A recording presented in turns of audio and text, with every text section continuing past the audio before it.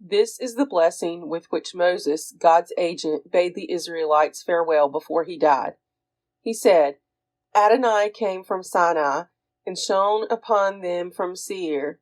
God appeared from Mount Paran and approached from Rehoboth Kadesh, lightning flashing at them from God's right. Lover indeed of the people, their hallowed are all in your hand. They followed in your steps, accepting your pronouncements. When Moses charged us with the teaching as the heritage of the congregation of Jacob, then God became king in Jeshurun, when the heads of the people assembled, the tribes of Israel together. May Reuben live and not die, though few be his numbers. And this he said of Judah, Hear, Adonai, the voice of Judah, and restore him to his people, though his own hands strive for him, help him against his foes. And of Levi he said, Let your Thummim and Urim be with your faithful one, whom you tested at Massah, challenged at the waters of Meribah, who said of his father and mother, I consider them not.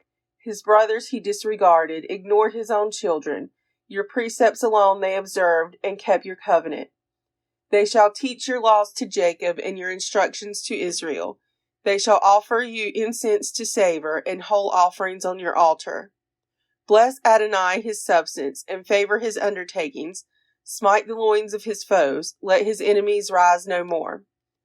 Of Benjamin he said, Beloved of Adonai, he rests securely beside God, who protects him always, as he rests between God's shoulders.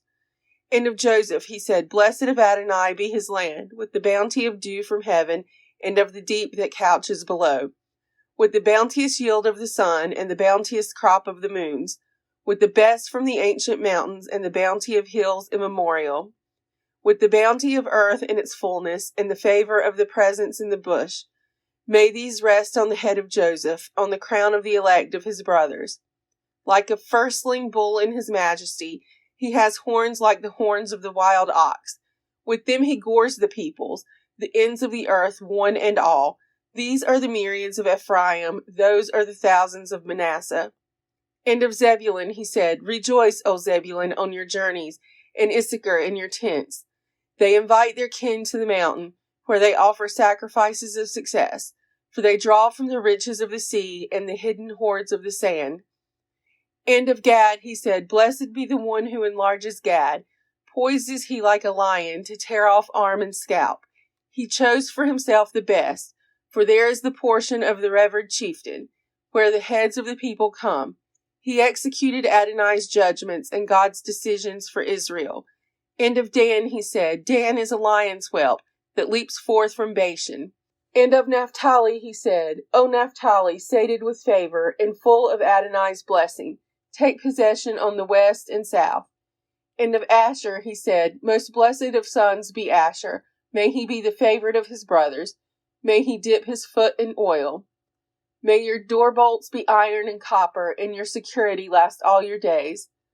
O Jeshurun, there is none like God, riding through the heavens to help you, through the skies in his majesty. The ancient God is a refuge, a support are the arms everlasting.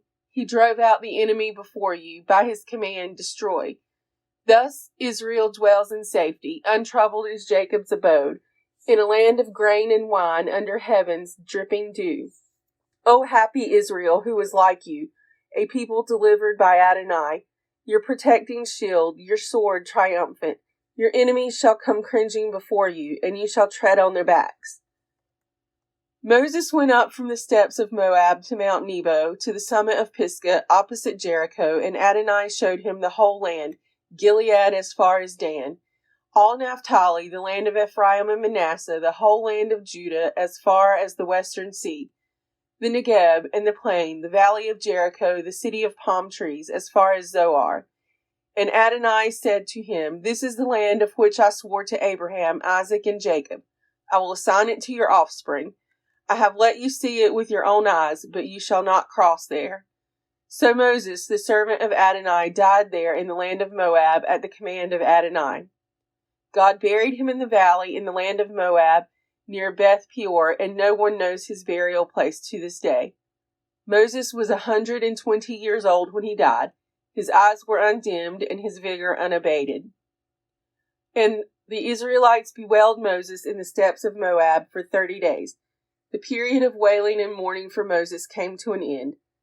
Now Joshua, son of Nun, was filled with the spirit of wisdom because Moses had laid his hands upon him, and the Israelites heeded him, doing as Adonai had commanded Moses. Never again did there arise in Israel a prophet like Moses, whom Adonai singled out face to face.